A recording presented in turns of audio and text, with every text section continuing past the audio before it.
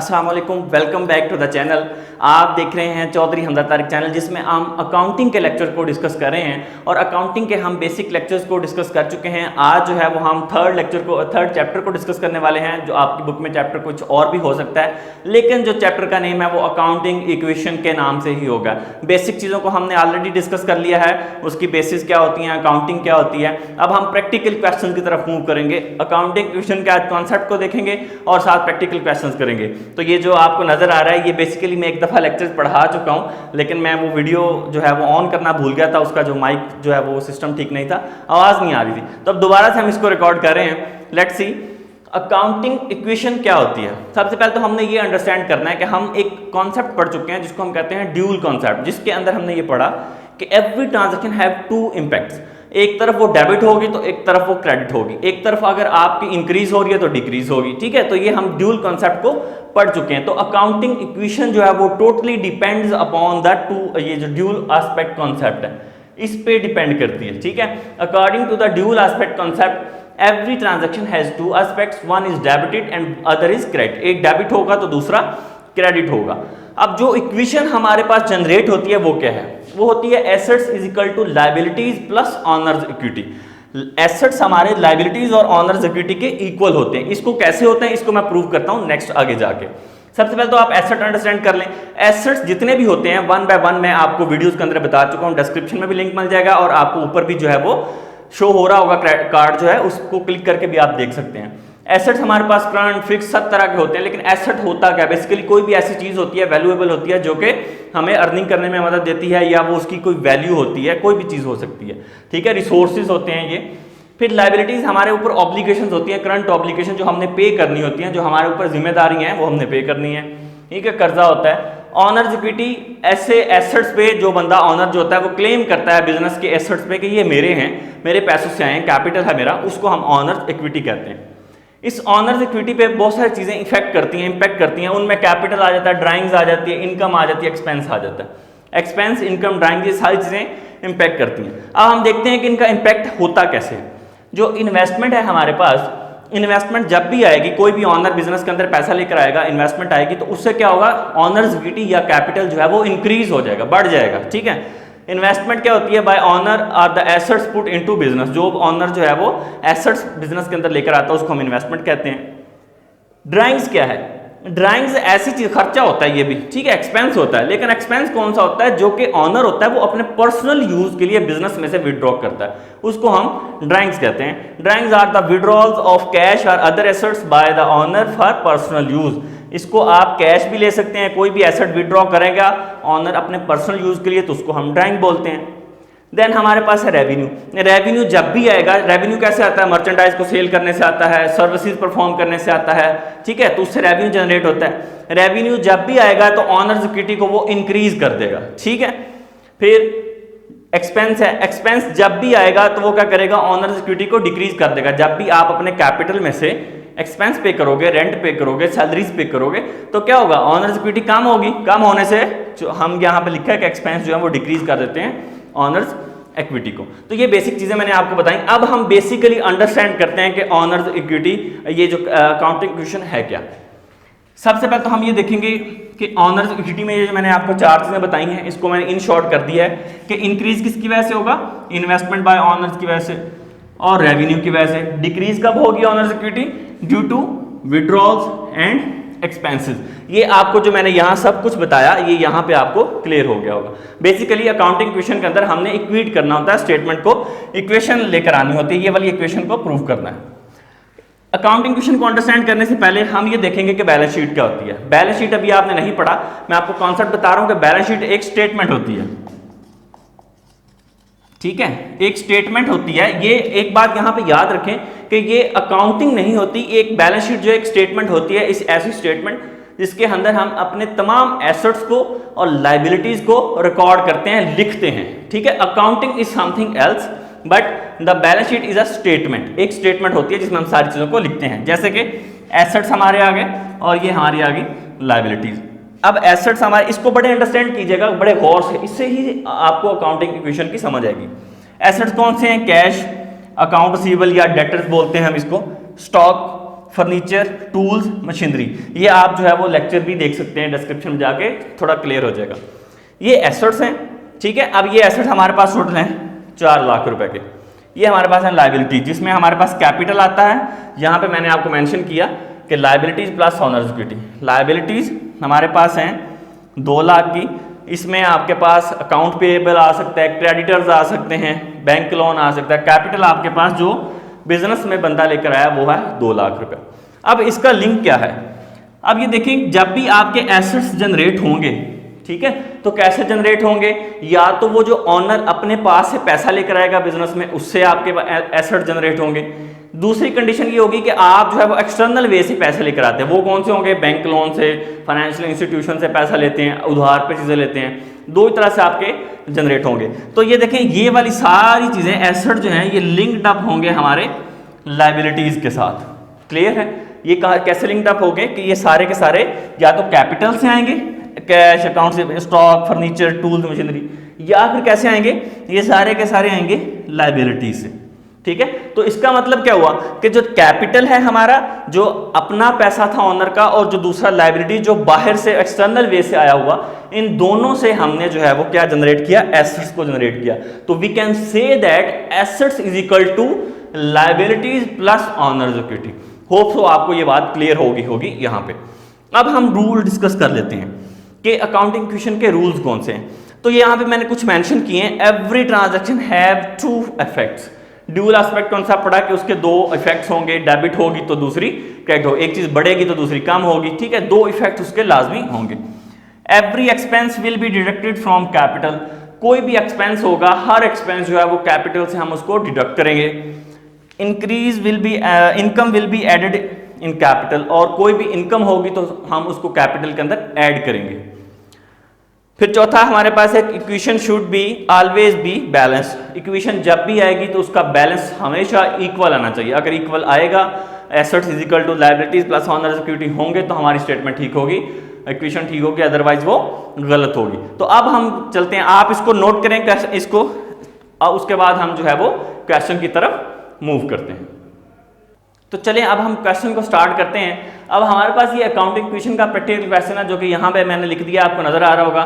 नहीं नजर आ रहा तो स्क्रीन पे भी आपको नजर आ रहा होगा। क्लियरली उसको नोट कर लें ताकि हम 1 बाय 1 ट्रांजैक्शन को कंप्लीट करते जाएं। क्वेश्चन आपको एग्जाम के अंदर जब भी आएगा तो ये लिखा आएगा, show the effects of these transaction on assets, liabilities and honours equity पे आपने इन ट्रांजैक्शन के इफेक्ट शो करने हैं। हर ट्रांजैक्शन के 2 इम्पैक्ट होंगे। तो कोई भी स्केच आप यूज कर सकते हैं। मैंने यहाँ पे एक पैटर्न ड्रॉ किया है, आपको यूनिवर्सिटीज के अंदर जो भी आपके टीचर पढ़ाएं आप उसको फॉलो कर सकते हैं। यहाँ पे आपको जस्ट कॉन्सेप्ट को गेन करना है कि इस ट्रांजैक्शन को हमने सॉल्व किस तरह से करना है, कैसे उसके इफेक्ट को शो करना है। तो यहाँ पे एक हमारी एसेट साइड होती है equal to liabilities plus owner's equity होती है। ऑनर्स इक्विटी हमारा कैपिटल होता है, लायबिलिटीज में क्रेडिटर्स को कहते हैं, जिसको हमने उधार पे करना होता है, अकाउंट पेएबल भी उसको हम बोलते हैं। और एसेट्स में हमारे जो जो एसेट्स यहाँ पे शो होते जाएंगे, आते जाएंगे, उसको हम 1 बाय 1 यहाँ पे लिखते जाएंगे, नोट करते जाएंगे, और हम उसको क्वेश्चन को स्टार्ट करते हैं। चलें जी, सबसे पहली ट्रांजैक्शन है, Ali commenced business by investing ₹30,000। Ali ने बिजनेस स्टार्ट किया है कितने से? 30,000 रुपए से। तो वो क्या लेकर आया है? कैश लेकर आया है बिजनेस के अंदर। ट्रांजैक्शन नंबर 1 है 30,000 का अली जो है वो कैश लेकर आया।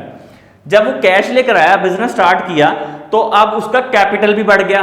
30,000 रुपये लेकर आया तो कैपिटल बढ़ गया ना उसका, तो 30,000 रुपये हमारा कैपिटल के अंदर भी चला जाएगा। 30,000 की एक ट्रांजैक्शन हमारी ये कंप्लीट हो गई। ट्रांजैक्शन सेकंड पे मूव करते हैं, bought office supplies for cash ₹500। यहाँ पे ट्रांजैक्शन नंबर 2 लिखेंगे हम। सप्लाईज हमारा क्या होता है? एसेट्स होता है। मैंने आप लोगों के लिए यहाँ पे पहले ही लिख दिया है। सप्लाईज या हमारा एसेट होता है, तो एसेट हमने खरीदा है कितने का? 500 रुपए का। तो यहाँ पे सबसे पहले लिखेंगे 500।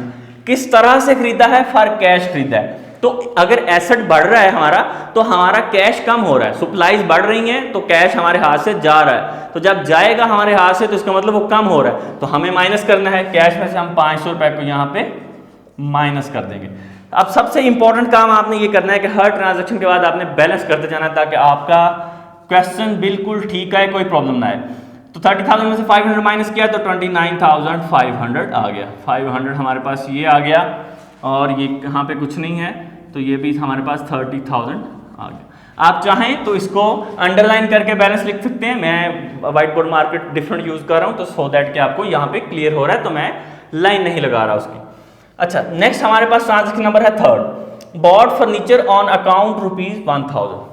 अब हमने फर्नीचर को बॉट कर लिया, फर्नीचर खरीद लिया है, कितने का? 1000 का। Furniture is your asset, asset हमने यहाँ पे लिखा फर्नीचर, ठीक है। ट्रांजेक्शन नंबर थर्ड है हमारी, फर्नीचर हमने यहाँ पे लिख लिया कितने का? 1000 का, 1000 रुपए का खरीदा है। कैसे खरीदा है? On account.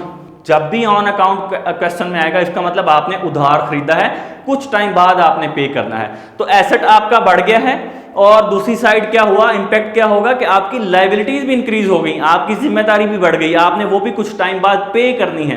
तो क्या होगा यहाँ पे, लायबिलिटीज के अंदर भी आपका 1000 रुपीज ऐड हो जाएगा। समझ आ गई बात की? अब यहाँ पे हम फिर से बैलेंस करेंगे, आप चाहें तो एंड पे भी कर सकते हैं, लेकिन इससे क्वेश्चन आपका बिल्कुल ठीक आएगा आंसर।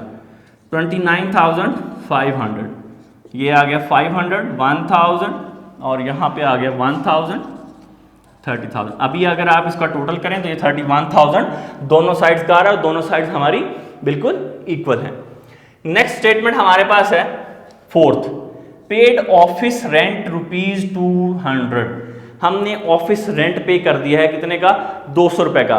तो as per the rules of accounting question that I have mentioned, उसमें हमने क्या लिखा कि जब भी हम एक्सपेंस पे करेंगे तो हम क्या करेंगे, कैपिटल में से उसको माइनस करेंगे, कैपिटल हमारा कम होगा।